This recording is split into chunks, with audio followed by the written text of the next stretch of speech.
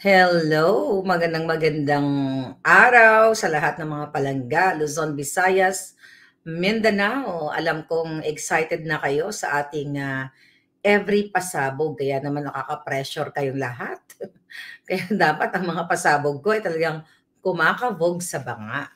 Naku, exciting part na tayo mga palangging. So ang ating title is Picture o Video ng Pulburon. Pag nakita nyo ba ang pulburon, ano ang gagawin ninyo? Pag nakita nyo ang pulburon movie, ano ang gagawin nyo? Okay? Para bago ang mga eksenang kaganapan, let's promote the Sendwave app.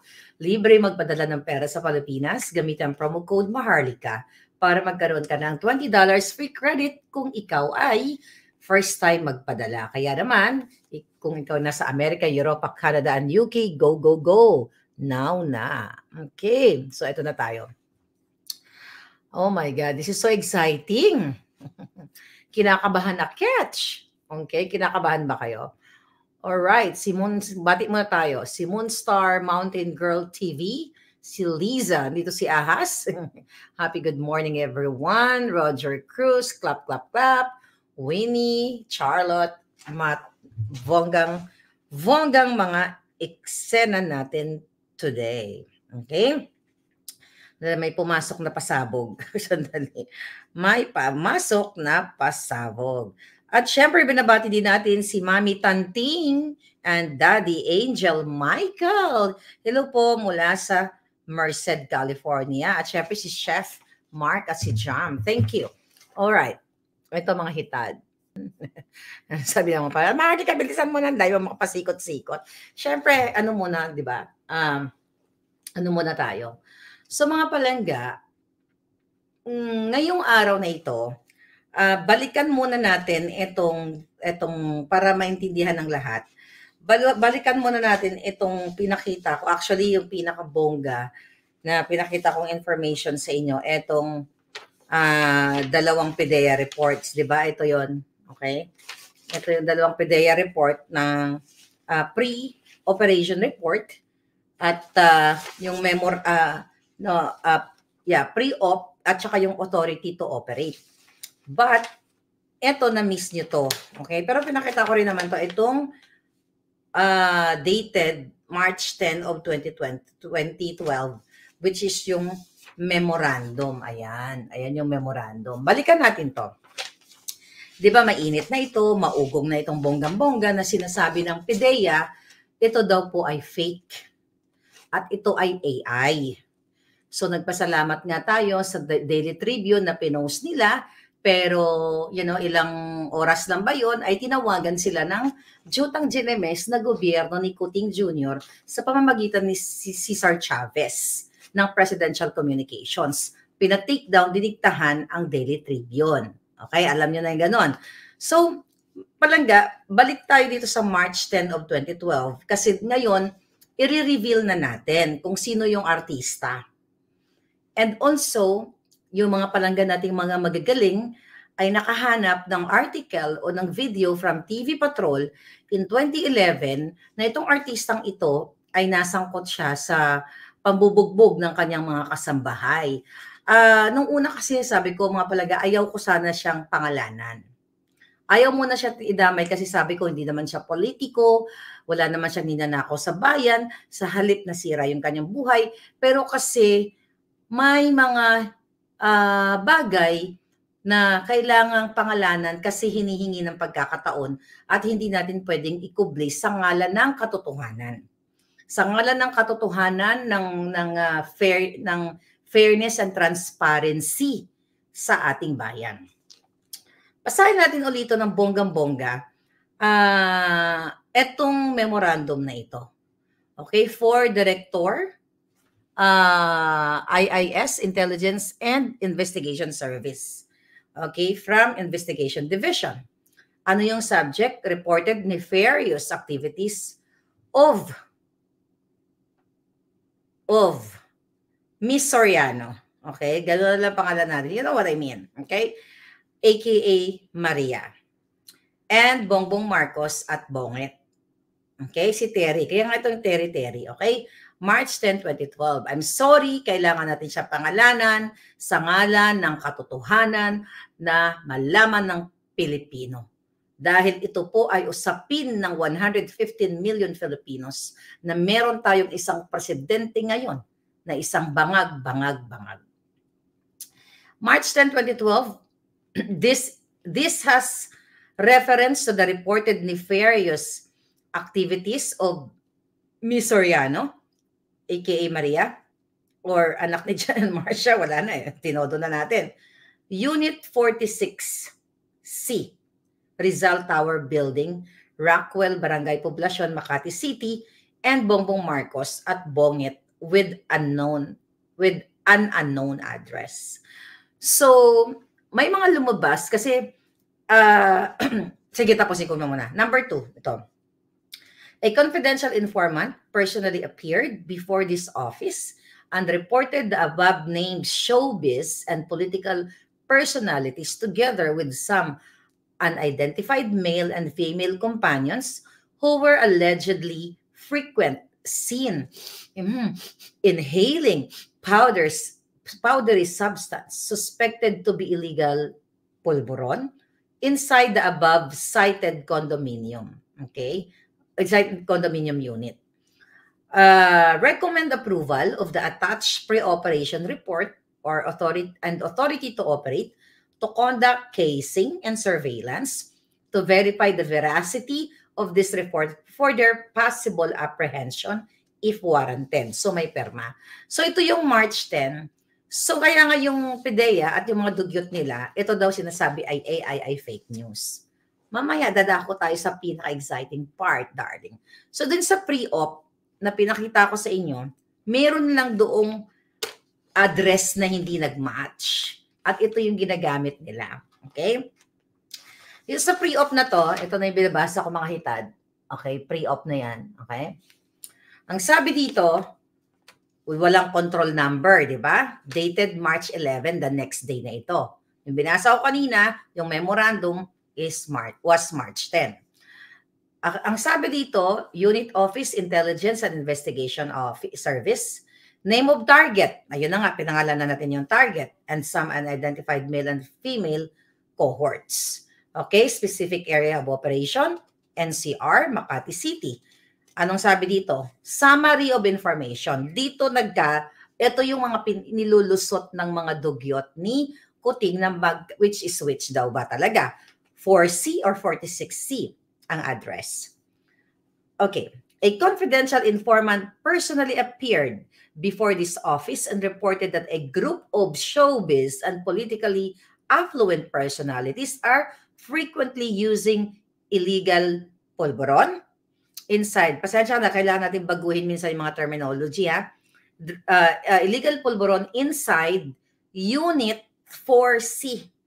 Rizal Tower Building, Rockwell. Siyempre, ito yung palusot nila. Ay, sinungaling ka, Maharlika, ano ba talaga? 46C o 4C? I believe, ito ay an honest mistake. Okay? Yung typographical error. Nangyayari yan. Kasi tao lang ang nag-type nito, hindi AI. Kasi kung AI ito, at talagang intention to make a fake document para sirain si Kuting, my God, hindi nagkaroon sana ng human error or typographical error. So, pinerfect na sana natin kung AI. Right? So, bago tayo tumuloy sa pinaka-exciting part, mga kababayan, ano bang address dito sa kabila? Na-discuss ko na to mga to, pero yun know, doon ko muna linawin yung address na sinasabi ay fake daw. Fake yan, Maharlika, kasi iba-ibang address. May papanood ko sa yung video back in 2011. This video, magko-confirm sa inyo, matalas lang kasi talaga mata ko eh. Kahit malabo, matalas din ang mata ko paminsan-minsan. Okay? Here, darling. Okay, listen to this. Ng mga opisyal ng barangay ang actress na si Maricel Soriano para harapin ang reklamong pang-abuso na isinampa ng kanyang dalawang kasambahay. Nagpapatrol, Zian Ambrosio. Iminwestra ng 2 biktimang sina May Cachuela, 22 anyos, at Camille Acojedo, 18 taong gulang, kung paano umano sila tinadyakan, sinaktan, at binanta ang babarili ng kanilang among aktres na si Maricel Soriano noong June 29 sa isang condo unit sa Rockwell, Makati. Papatayin ko kayo. Yun, mura na siya ng Take mura. note, Papatayin ko Rockwell. kayo, dito kayo mamamatay, sabi niya. Ayon sa kanila, nakikita ng anak ni Maricel na si Chen kung paano sila tratuhin ng aktres. Pentrimetida ka, mga ganun po siya magmura. Mga wampas lupang katulong lang kayo, sabi ko sa amin. Ang anak ng aktres sumano nagbigay ng permiso na makalaya na sila. Galing sa pala sina May at Camila. Actually, ko pa lang nagtatrabaho kay Maricel. Actually, mga palangga, puputulin ko na to. Okay? Hindi naman kasi relevant yung tungkol sa pagbugbog sa mga kasambahay. Ang relevant po dito sa report na to, na i-flash sa report yung address ni Terry. Okay? Here we go. Okay? Kaya dito, mga palangga, na i-flash yung kanyang address. Okay? Ano natin? We have to be very careful. Alam nyo na. Okay? We have to be very careful. Here. 46C. Yan po yung address na pinakita dyan sa TV Patrol. 46C Rizal Building. Exactly match. Here, dun sa mga gustong panoorin itong buo na ito, hanapin nyo na, dyan lang yan sa TV Patrol, sa TikTok nagkalat yan. So meaning, ang tamang address dito, itong nasa memorandum. Ibig sabihin, nasa memorandum yung tamang address, so yung kinabukasan, nakulangan lang siya ng 6. So it's typographical error. It's a human error. Kasi, ang involved dito, si Terry. Isa siya nakasama ni Kuting na kung saan nakitaan ng white powdery substance na sinisinghot nila. So mga palangga, since ang subject dito, ang target noong March 10 of 2012 ay the same person, yung pinarinig ko sa inyo sa balita, tapos yung address ay flash mismo ng TV Patrol. Alam ng TV Patrol yan. Huwag niyong burahin yung ano na yan. Huwag niyong burahin yung balita na yan. Pero ipopost ulit natin ito. I-share natin sa Maharlika Network at saka sa Boljakan natin sa Facebook. Lahat po itong mga dokumento na, mga susunod natin dokumento, ipapakita ko to. Ipopost ko doon para meron kayong kopya. Alright? So meaning, itong Unit 46C, okay? 46C ay match sa subject at match dito sa balita ng TV Patrol in 2011. And the fact ito naman, 2011 nangyari yun, yung pagbububog. Ito naman, March 10 of 2012, nakalagay dito. So, klaro tayo dyan. Klaro recto tayo dyan. Okay? So, kaya kung nagkamali man dun sa pre-operation report, again, it's a human error. Nangyayari yan. So, kung titignan natin yung sinasabi ng PDEA na AI ito, sabi ko nga, kung gagawa ka lang naman ng kasinungalingan para sirain mo yung tao, ipi-perfect mo na. 'Di ba? Kung AI. But again, na-prove natin today sa inyo na nag-match ang address ni Terry at dito sa PDEA kasi si Terry ay isa siya sa target at siya nga ang nangunguna na kasama ni Kuting. Now what? What is the next attraction now? Mga kababayan, bakit ba kailangan ibuwis itaya ni Maharlika ang kanyang buhay dito? Dahil gusto ko, ang pangarap ko, na sinasabi ni Kuting, ang pangarap ko, ibabangon tayo muli. Paano tayo babangon, mga kaibigan, kung ang inyong presidente ay isang bangag-bangag at ang simpleng, mga panagat, ang simpleng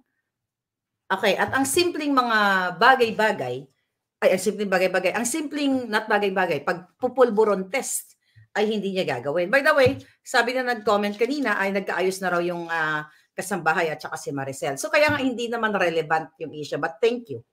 So ngayon mga palangga, okay? And also, yung pinalabas natin ng isang araw, kahapon yata yun, na questionable yung pinresent ni Kuting Jr. na pulburon test noong 2021 nung bago siya tumakbo. Alright? Bakit questionable? Yung processing, okay, mula doon sa collection of specimen ay 2 minutes lang. Ngayon mga kababayan, suspense daw. Kailangan di ako magalit muna ngayon kasi pag nagalit ako, baka mawala tayo. Kaya gusto ko, kalma-kalma lang muna tayo ng bonggang-bongga today. So this one,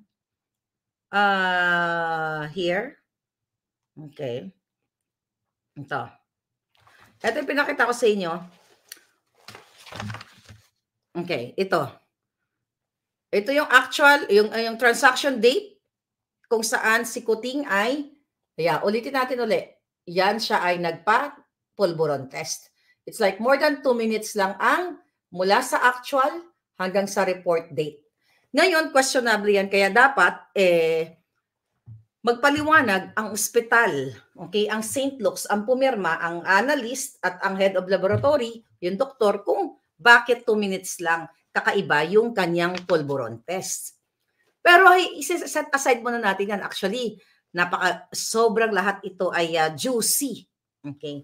Mga kababayan, ngayong araw na ito, dyan sa Pilipinas, napag-alaman ni Maharlika, actually marami nakakaalam.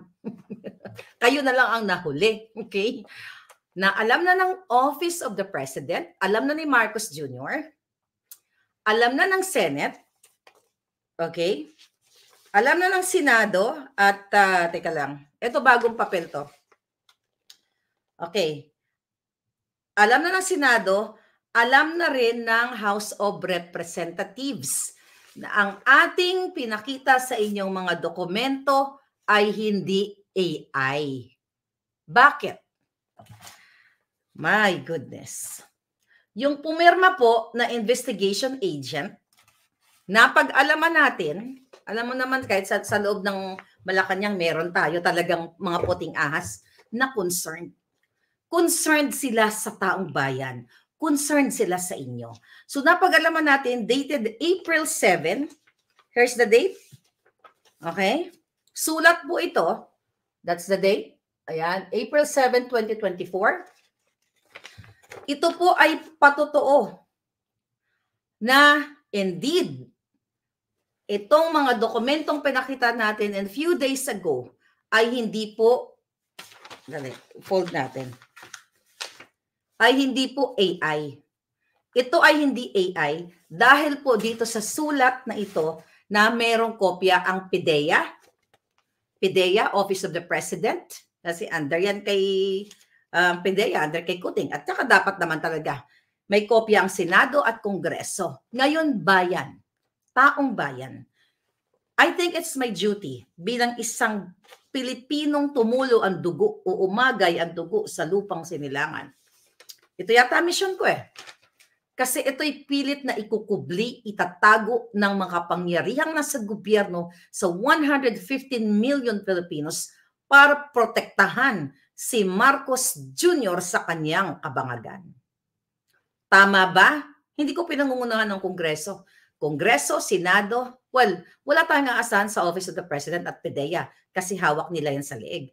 But I still have hope sa Kongreso at Senado. Kasi I believe may konti pang natitirang matino-tino dyan. Ngayong araw na ito mga kababayan, para tayong dear Ate Helen, di ba? Talagang kumakabog-kabog ang mga dibdib ninyo eh. Kasi gusto ko malumanay para manamnam natin ang istorya. Okay? Ngayong araw na ito mga hitad, ay sumulat ang pumirma itong investigation agent na ito ay, I believe, sulat niya ito, okay, sa Kongreso, Senado at Office of the President, confirming na ang ipinakita ni Maharlika, okay, ay legit, hindi AI. Here, I will read the letter. Actually, ito yan mga pala, pinrint ko lang, ha? Okay? Ito po yung letter. To ang address Undersecretary Moro Virgilio M. Lazo, Director General of PIDEA. Okay? Nia, Northside Road, Barangay Piñahan, Quezon City. So, sinulatan siya, Dear Undersecretary Lazo. Ayan. Greetings, sabi niya. Sir, the undersigned former investigation agent, which is dun sa ano natin, sa papel natin na pinakita, is formally submitting himself to shed light on his alleged participation in the so-called PIDEA leaks concerning the documents presented by a certain Maharlika, a political blogger which this agency immediately debunks. Okay? Some of my former PIDEA colleagues warned me of the possible consequences of Maharlika's expose. Kaya nga 'di ba sabi ko sa inyo noon, ayokong pinagtatakpan ko pa rin yung pangalan kasi ayokong ma-risk ang buhay nitong agent na to na wala namang kamalay-malay dahil lumusot ang papeles o itong yung papel na ito papunta sa atin dahil ang nag-leak sa atin nito ay nasa loob din naman ng gobyerno na nagmamahal sa inyo na ayaw na nilang magkaroon ng pulboronic na presidente. But yung agent walang kamuwang-muwang kaya still pinoprotektahan natin siya hanggang sa magsalita siya talaga at willing siya magsalita. My channel is open. Tuloy po natin. Okay. The undersigned has no participation in any manner and does not know how the said person acquired it. That was me, okay, the said person. Please be informed that immediately upon his reassignment from IIS, okay, IIS is Intelligence and Investigation Service, okay, to the RONCR. What is RO? Comment nga dyan, hindi ko na research. RONCR and up to his termination in November 2013. He had no access to all case folders containing classified information stored and kept at the Intelligence and Investigation Service. So, tinerminate, okay? Tinerminate pala ito si Mr. Investigation Agent, okay? Kaya tapos doon sa department niya at inilipat dito sa RONCR, Regional Office. Thank you, Michael. Thank you. Yes, thank you very much. Okay? Concerning the classified information relative to the document that the political blogger is allegedly referring to against actress Miss Soriano and politician Bongbong Marcos and others, it is common knowledge at the agency's compound that the undersigned, the agent, was the one who personally interviewed the said confidential informant on March 10, 2012. At the IIS office in front of some IIS personnel who were present at that time. And the said interview was reduced to sworn statement. So yung confidential informant ay nagkwento, then nag-sign siya ng sworn statement niya. The following day, which is yun na nga yung following day is March 11. Ito yung hawak nating papel. Yun yung pre-operation report. The following day, upon taking the witness deposition, he immediately prepared the pre-ops and the authority to operate. So ito na yung papel na una natin pinakita sa inyo. Okay?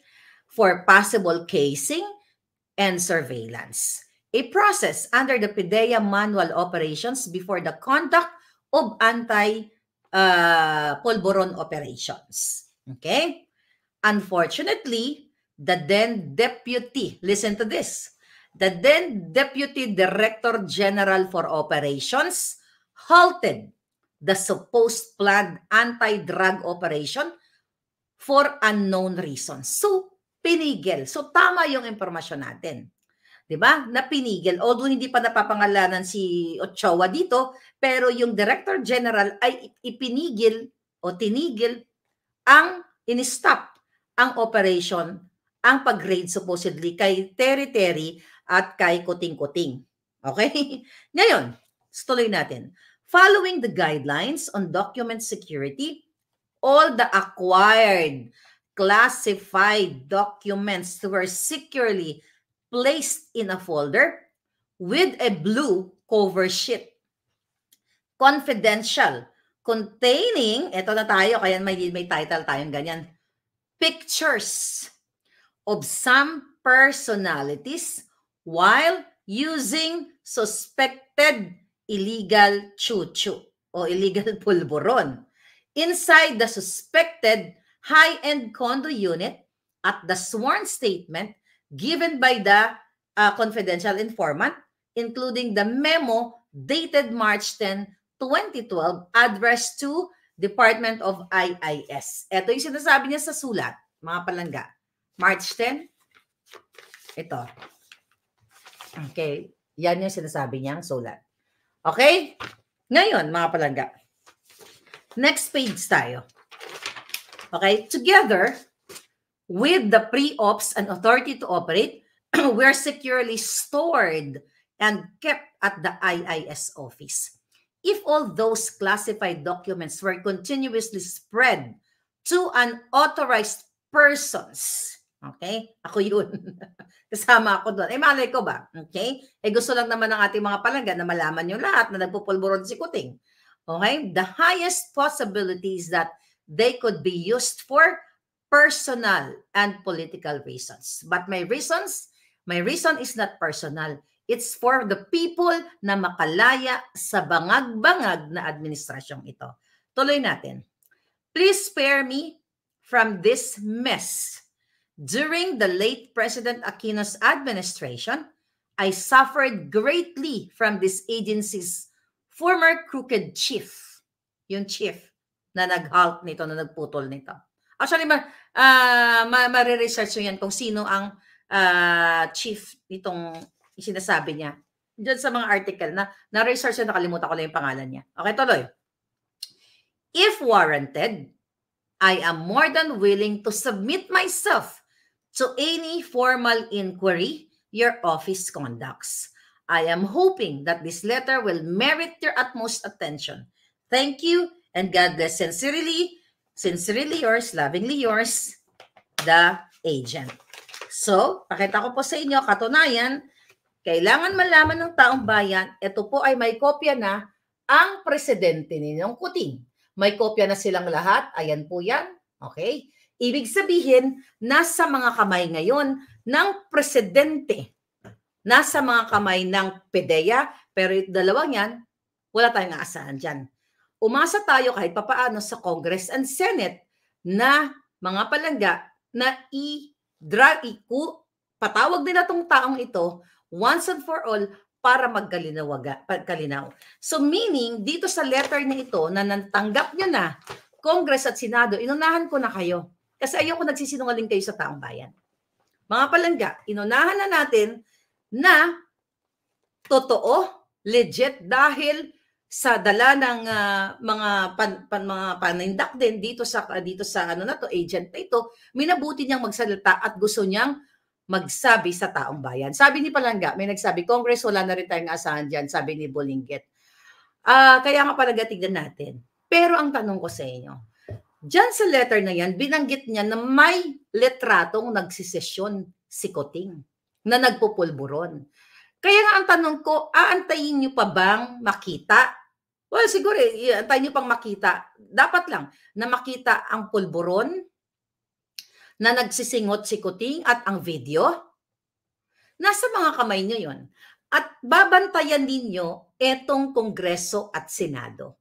At I hope ma-pick up ito ng medyang mga tahimik ang mga jutang ng taong bayan na ihayag, na ibalita ito ng mainstream media. Kung sila ay may natitira pang katiting na pagmamahal sa taong bayan. So, ibig sabihin, mga kababayan, ang pangalan ni Maharlika, okay? Pwede naman ako ipatawag sa Congress. Wala namang problema sa akin eh. Via Zoom, walang problema. Yun, no? Patawag niyo ako, ano yung intention ko. Well, nasabi ko na lahat dito.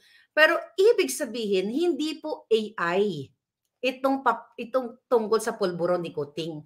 Alam ni Marcos Jr. sa sarili niya na siya ay pulburonic. Alam ni Senator Amy na siya ay pulboronic. Alam ni Lisa Ahas Aranta Marcos na sila ay mga pulboronic. Alam ng mga cabinet secretaries ni Kuting na siya ay pulboronic. Kung alam na nilang lahat at alam na ng mga Pilipino, hahayaan nyo na lang ba na ang namumuno sa inyo ay isang bangag-bangag kaya nagiging ganyan ang sitwasyon ng buhay ng Pilipino? Again, mga kababayan, nakakagalit, pero sabi ko kanina, bago ko hindi ako magagalit, kailangan cool lang ako, chillax ako, kasi the end is near. The end is near. So, manawagan tayo, I think si Bato ang chairperson dyan sa Dangerous Drug Chuchu Committee. Ikaw, Senator Bato, kung para kayo dyan sa Pilipino, kaladkarin nyo to, itong si agent, para kung mahal niyo ang taong bayan, lahat kayo mga, mumurahin ko lang yung kung hindi para sa inyo umura, di umilag kayo. Pero lahat ng mga jutang ginina, lahat kayo, kung meron man kayong pagmamahal sa bayan, ito po ay usapin hindi lang ninyo, usapin ng mamamayang Pilipino na may nakaupo tayong pulboronic. Kaya ba ayaw ni Marcos, kaya ba yung kanyang 2021 na pulburon test ay mahigit lamang 2 minuto? Ipatawag ninyo yung doktor. Ipatawag lahat. Kung lahat, Senator Bato, kayo dyan, ipatawag nyo itong si Head of Laboratory, si Maria Cecilia Fernandez Lim, itong pumirma na si Jereza Reyes, analyst. Ipatawag dito ang St. Luke's, ang pamuna ng St. Luke's, na kung ito ba ay legit ang kanilang in-issue na pulburon test kay Kuting in 2021. Kung ito ay dinoktor ng doktor, putang ina, dapat matanggal ng lisensya, managot ang dapat managot dahil ito ay panglilin lang sa taong bayan. Bakit ngayon ayaw ni Kuting mag-pulburon test? Nung binato siya ni Duterte na ikaw ganito, nakasama ka sa PIDEA, ang binalik niya kay Pangulong Duterte, ikaw nga, nag-fentanyl ka eh. Pero yun ay medically prescribed. Iba dito sa pulburon test na ginawa, ay sa pulburon na tinitira ni Kuting. Ngayon, tatahimik na lang ba kayo? Palalagpasin nyo na lang ba tong issue na ito? Kaya nga, buljakin natin, itong Senado, alamin mo natin kung sino yung mga nasa committee na yon sa Dangerous Chuchu. Okay? Puksain natin silang lahat, mga palangga. Ipakita nila na sila ay para sa Pilipino. Dahil sumusweldo sila, taxpayers, pera ninyo ang nilalamo nila mula ulo hanggang paa, bawat dugo na nanalaitay sa kanila. Kaya nabubuhay sila dahil pera ninyo. At karapatan ng taong bayan na malaman na ang PIDEA, yung papel na pinakita ko sa inyo, at itong agent na to, kailangan marinig natin na makapagsalita diyan kung ano nga ba, sino-sino ang mga involved na pumigil ng raid na yon. See that? Kaya nga, ang tanong ko sa inyo, masyado kayong atat doon sa video, pakita nyo na, Maharlika. Ay may bonus pa pala tayo. Hindi lang video, meron pa tayong picture based dyan sa kanyang statement. I believe, mga kababayan, lahat ay, sabi nga natin, everything is timing. Lahat yan, kung pinakita ba yung video right away o ganun, ano yung naging impact para wala? Sabi ko nga, kung si Kuting ay binudol tayo, isa ako kayo, na binudol tayo, gumastos tayo ng pera, dahil umasa tayo na akala ibabangon ng Pilipinas, ngayon nagkaisa tayo para ilubog natin sila sa kasalanan ginawa nila sa atin na binudol tayo na hindi siya dapat tumakbo dahil isa siyang pulboronic. Kung, I'm just saying, kung ang doktor ay nakipagsabuatan kay Kuting sa 2 minutes, less than 3 minutes actually, yung kanyang pulboronic test, yung 2 pumirma at ang ospital na ito, mananagot sila sa taong bayan. Kasi kung siya ay nag-positive doon, kung ginawa ang tamang proseso, ang tamang pag-conduct ng pag-test rather, mga kababayan, hindi na dapat nakatakbo si Kuting.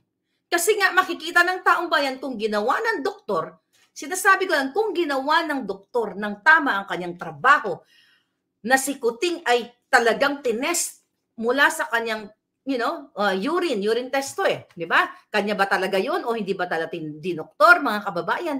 Ibig sabihin, kung nakipagsabuatan itong doktor at ang mga pumirma, sila ay kasamang managot sa bayan na dinoktor nila. Sila ay dapat doktor, manggagamot, maglalathala ng mga tamang result sa isang pasyente. Pero kung dinoktor nila, kailangan nilang magamot, managot sa taong bayan. Dahil sa kanilang pakikipagsabuatan, I'm not saying nakapagsabuatan sila.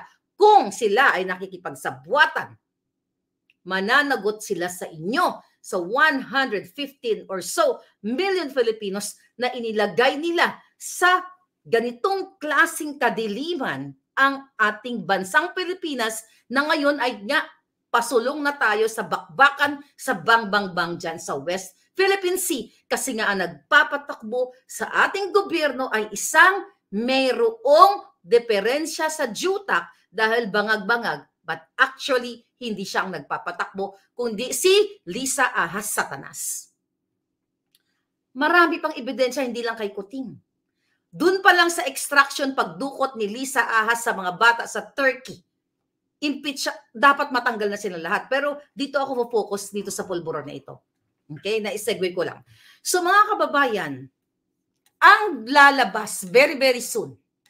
Okay, very, very soon. Sabi ko nga sa inyo, di ba, kinukulit nyo ako, Maharlika, ilabas mo na ang video. Sabi ko nga sa inyo, hindi ako ang maglalabas. Sabi ko nga, siguro mas maganda yan, showing sa buong Pilipinas, 115 million ang manonood. Okay? So based on this letter, na meron na rin pong hawak ang Kongreso, Senado at si Kuting, kung ito ay hindi nila gagawin at ipatawag itong agent na to sa ngalan ng accountability, transparency sa taong bayan, na ipatawag si Kuting, ipatawag ito lahat kung siya ba ay nagpupulburon, mga palangga, I think, kung hindi kayo gagawa ng aksyon, wala na ako magawa bilang isang Pilipino. Wala na ako magawa sa mga men and women in uniform na sukang-suka na sa gobyernong ito. Wala na akong magawa sa inyo sa kabila ng pinagbabawalan kayong magtelepono para manood ng mga Facebook o Maharlika News dito sa vlog natin. Kung pinanghimasukan ng inyong mga kalayaang manood, kalayaang pagpahayag, kalayaang mag-like and share sa Facebook, binabantayan kayo ng bangag na Lisa Satanas at Kuting at kanyang mga alipores. Kinokontrol ang inyong constitutional rights ng malayang pamamahayag at paggamit ng telepono diyan sa inyong mga trabaho dahil gusto kayong pigilan na manood kay Maharlika at sa iba pang mga vloggers na nagsisiwalat ng katotohanan. Wala na ako magagawa. Kumbaga, parang ano yan eh, parang relasyon ng dalawang magjowa na sinasaktan ka na, ginujugjug ka na, inujuntog-juntog na yung julo mo, magpapakamartir ka pa rin, tatanggapin mo pa rin. Kailan ka magsasalita? Pagtegi ka na. So kaya yan ang binibigay ko sa inyong bola. Kailan kayo magsasalita? Kailan kayo mag-speak up? Kapag inubos na ni Lisa Ahas Satanas, ni Kuting at ng kanyang mga alipores ang pera ng bayan, kapag ang mga anak ninyo ay bangag-bangag na rin sa pulburon, kayong mga OFW na umasa, di ba, na ibangon ang Pilipinas, mabawasan ang mga pulburonic sa atin.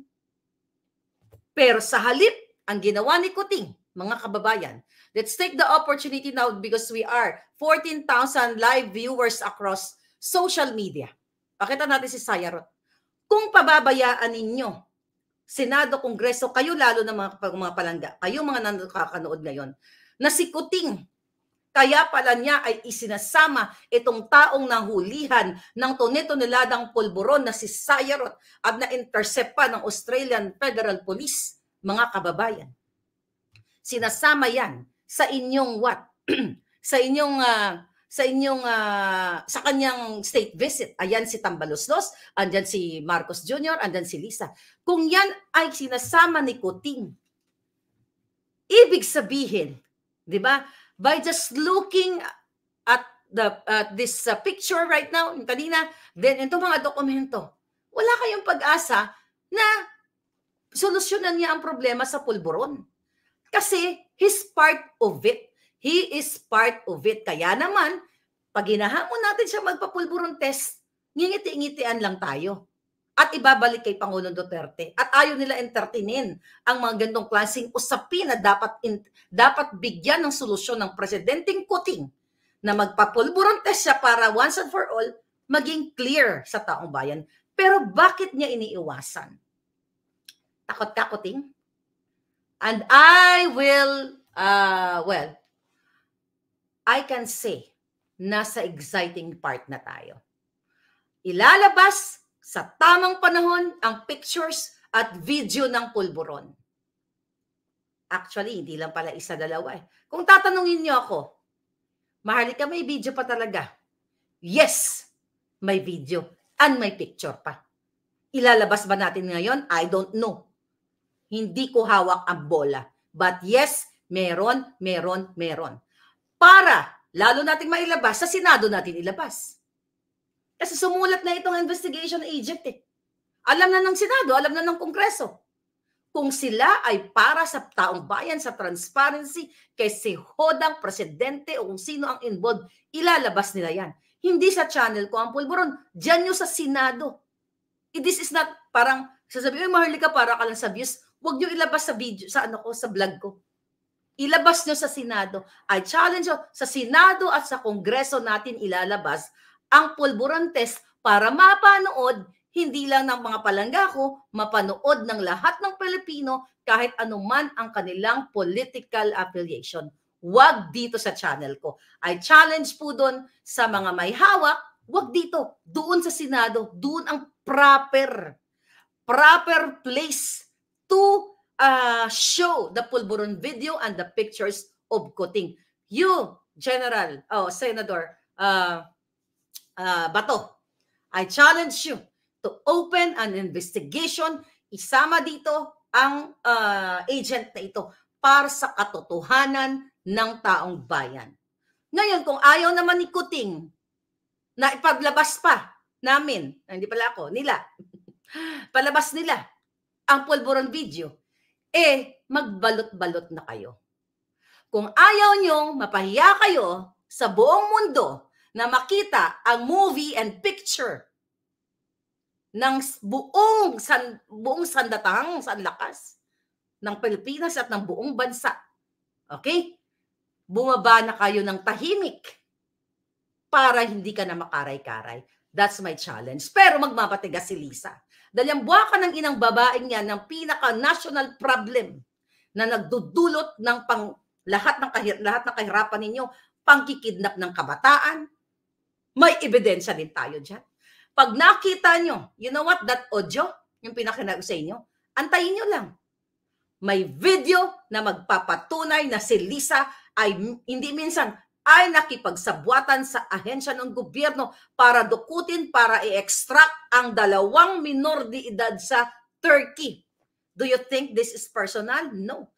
Ang ginagawa natin dito ay para sa inyong lahat, para mahubaran na demonyo po o bangag ang mga taong namumuno sa inyo. May video kaya naman. Hinahunting din nila yung distressed mother na nasa Turkey, nasa Europa na. Hinahunting nila yon kasi may hawak din yon. So, etong mga impormasyon dito palangga, hindi ito katang-isip.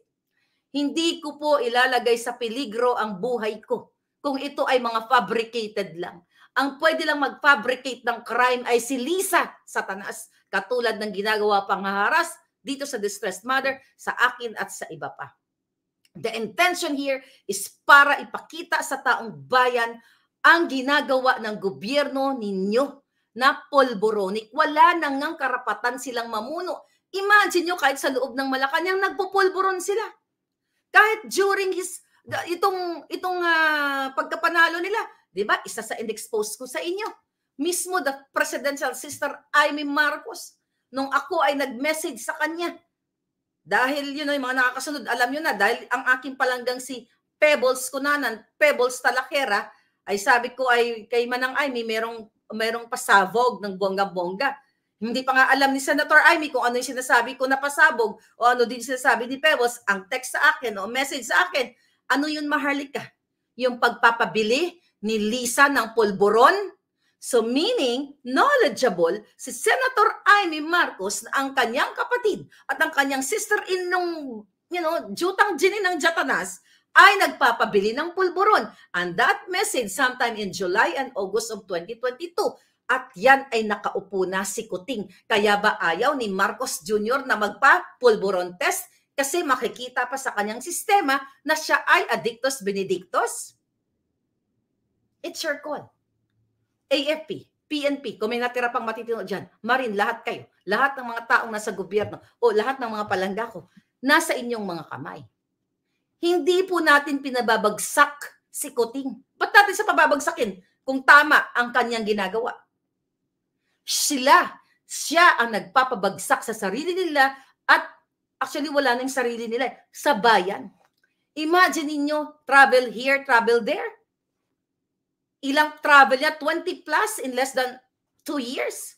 Tapos bit-bit nila ang mga jutang Ginny ng mga alpot, mga ano nila, mga, mga kapulburonic nila. At ang mga walang kwentang mga tao na kasabwat nila, binibit-bit gamit ang pera ng bayan. Kaya ba tahimik itong mga jutang Ginnymes na mainstream media, lahat kayo mga yawa mo?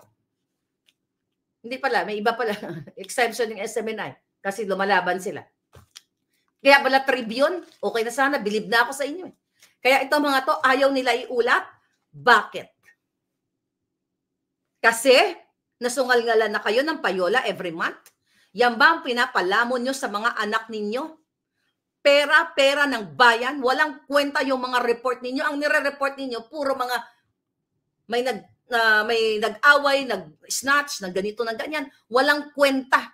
Pang pang beat reporting lang ang ginagawa ninyo. Mga pulis-pulis eksena. Ito ang pinakamahalagang issue na kasalalay ang kapalaran, tama ba? Ang kapalaran ng inyong mga anak, ang kinabukasan ng inyong mga anak. Pero tahimik kayo. Ikaw, Rappler, ABS, GMA, lahat kayo. Di ba? Ang ingay-ingay nyo dati, diktador. Pulburon, may pangiwi-ngiwi pa nga kayo eh. Pero bakit kayo tahimik? Nasungal-ngalan na rin ba ang mga bunganga ninyo? So, sabi nga, ang mga mainstream media ay fourth estate. Sila ay kakampi ng mga Pilipino, ng taong bayan. Pero bakit tahimik ang mga jutang Ginnymes?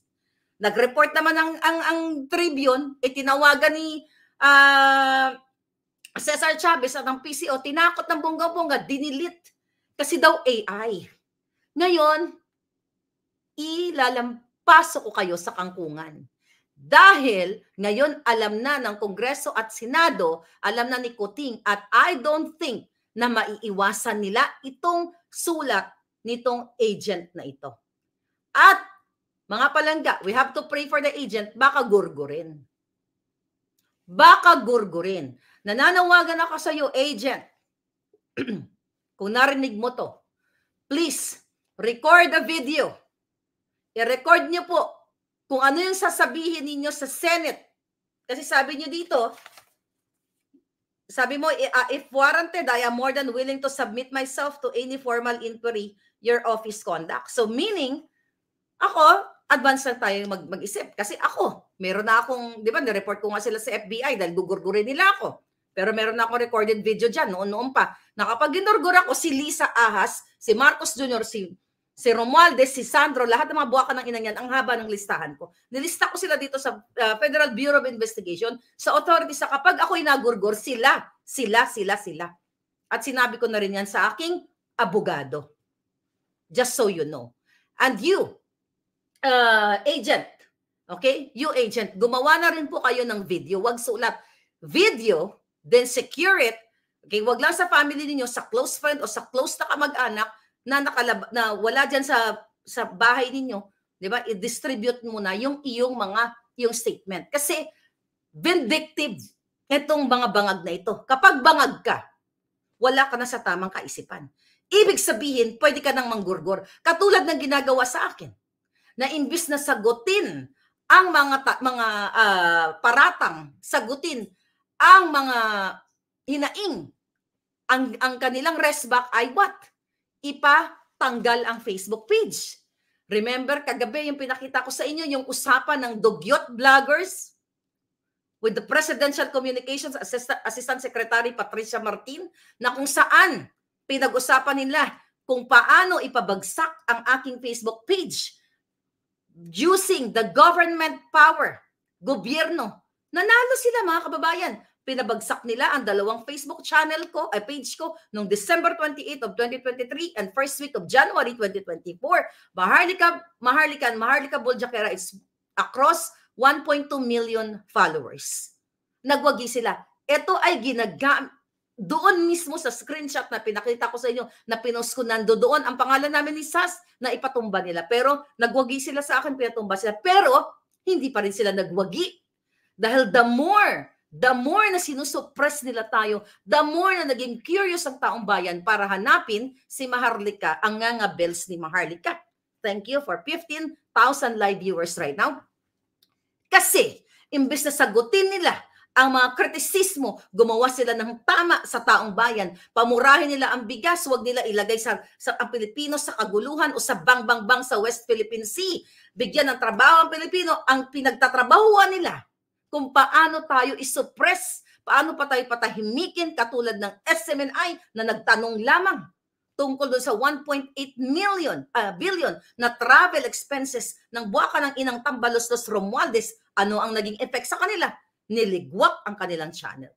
And sinabi ko rin yan sa inyo yan, November pa lang. Hindi pa nga alam ng SMNI yan, ako alam ko na dahil sa puting ahas. So, imbes na sagutin ng buwaka ng inang bangag na gobyernong ito, ang problema ninyo, mga palangga, ang hinaing ninyo, walang trabaho, mataas na bilihin, crime, at kung ano-ano pa. Ang solusyon na ibinibigay ng mga jutang genimis to patigilin tayong lahat. Tama ba yan? So, ito na nga dapat ang pagkakataon ng mainstream media. Diktador, diktador, diktador. Jejimon, jejimon, jejimonyo. Kawatan, kawatan. Dati yan ang sigaw nila pero wala sila. Kaya ang tanong, nabayaran na ba kayo lahat mga buwaka ng ina ninyo? Wala na po kayong pag-asa sa mainstream media. Wala rin naman tayong pag-asa. Well, sabi ko nga, bigyan pa natin ng konting benefit of the doubt itong Kongreso. May matitira pang konti-konti dyan at sa Senado. Kasi natatakot lang din yung iba dyan. Dahil si Tambalos dos ang may hawak ng alas at si Lisa. Kaya nga tumatanggap ng mga payola, tumatanggap ng bribe itong mga kongresista na ito. Kasi ang nakikita natin dyan, kapag sila ay mag-alsa, ay babawasan sila o tatanggalan sila ng budget.